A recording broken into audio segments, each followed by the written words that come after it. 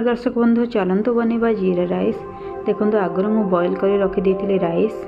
ये चलतु गोटे पैन रे आम रिफाइन ऑयल ऐड करवा। आप चाहिए घी नहीं पारे। हल्का जीरा, काजू किशमिश और तेजपत्र को हल्का फ्राए करदे। इथे कंचा लंका भुर्संग पत्र ऐड करवा फ्लेवर पाई। देखो जो राइस को बॉईल कर रखी ऐड करदे।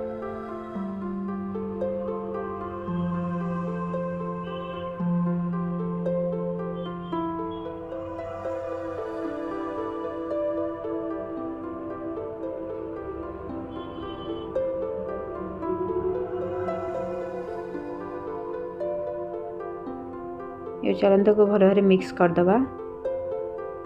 एथिरे स्वाद अनुसार लुण ऐड करवा। काटिकी रखि धनिया पत्र को ऐड करवा। आपको भल भाव मिक्स करदे।